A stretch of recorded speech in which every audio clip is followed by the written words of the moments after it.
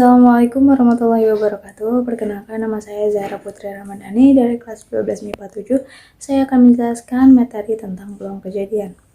Peluang suatu kejadian yang diinginkan adalah perbandingan banyaknya titik sampel kejadian yang diinginkan itu dengan banyaknya anggota ruang sampel kejadian tersebut. Peluang disebut juga dengan nilai kemungkinan. Berikut ini ada beberapa materi tentang peluang kejadian melalui PPT yang akan saya tampilkan. Peluang kejadian bab 4 pertama ada percobaan, ruang sampel, dan kejadian. Percobaan adalah suatu tindakan atau kegiatan untuk memperoleh hasil tertentu. Hasil dalam suatu percobaan disebut hasil percobaan. Ruang sampel adalah himpunan dari semua hasil yang mungkin pada suatu percobaan, dinotasikan dengan S. Kejadian adalah himpunan bagian dari ruang sampel. Yang kedua, ada cara menentukan ruang sampel. Dalam menentukan ruang sampel dari suatu kejadian dapat menggunakan tabel ataupun diagram pohon. Yang ketiga, ada frekuensi relatif suatu kejadian. Jika percobaan dilakukan sebanyak N kali dan kejadian A muncul sebanyak N A, maka frekuensi harapan muncul kejadian dirumuskan. Itu ada frekuensi relatif sama dengan banyak muncul kejadian A, banyak percobaan yang dilakukan sama dengan NA per N. Yang keempat, ada peluang suatu kejadian. Jika A adalah suatu kejadian dan S adalah ruang sampel, peluang kejadian A didefinisikan sebagai berikut. PA sama dengan NA per NS. Nah, PA itu apa sih? PA itu peluang kejadian A, NS banyaknya anggota S, NA banyaknya anggota A. Dari semua kemungkinan tersebut, dapat kita simpulkan bahwa kisaran nilai peluang suatu kejadian adalah 0 lebih kecil dari sama dengan PA lebih kecil dari sama dengan 1.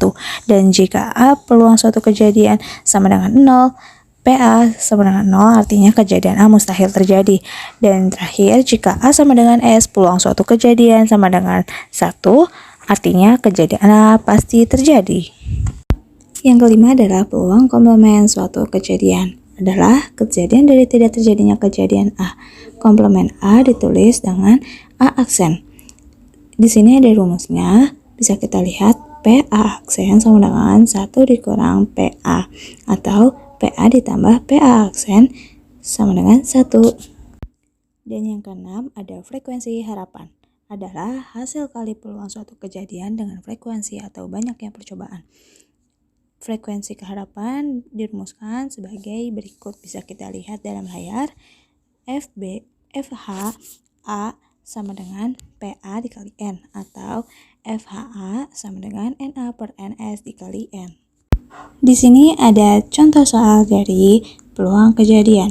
Bisa kita lihat dari soalnya, ada dua dadu dilempar secara bersama-sama satu kali. Tentukan peluang muncul mata dadu pertama 4, dan yang kedua, peluang muncul jumlah kedua mata dadu lebih dari 8. Di situ ada cara dan jawabannya.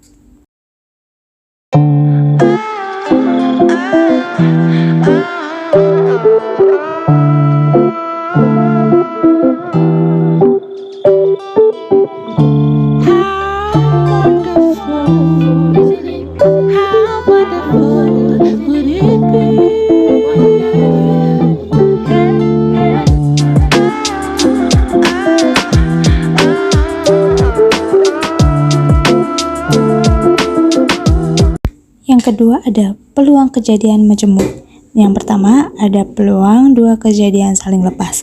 Kejadian A dan B dikatakan saling lepas jika irisan dari kedua kejadian tersebut adalah himpunan kosong, atau kejadian A dan kejadian B tidak mungkin terjadi bersama-sama. Kejadian A dan B adalah kejadian saling lepas dalam suatu ruang sampel. Peluang terjadinya kejadian A atau B dapat kita rumuskan. Bisa kita lihat rumusnya dalam layar, dan keterangannya P, A, kejadian A atau B, PA, peluang kejadian A, PB, peluang kejadian B. Yang kedua ada peluang dua kejadian tidak saling lepas. Kejadian A dan B dikatakan tidak saling lepas jika kejadian A dan B dapat terjadi secara bersamaan.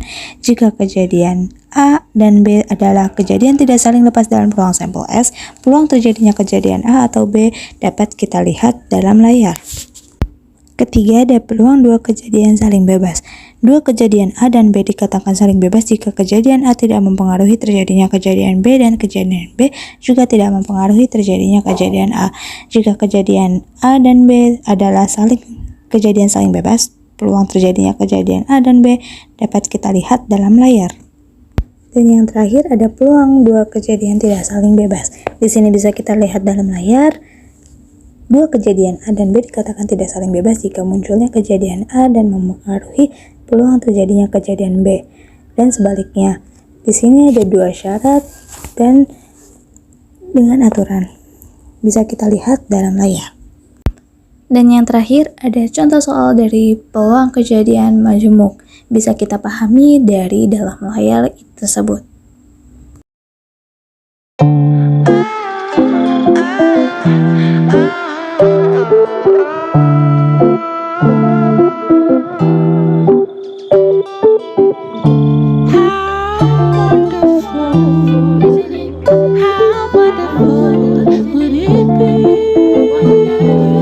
Sekian dari materi yang telah saya sampaikan tentang materi peluang kejadian.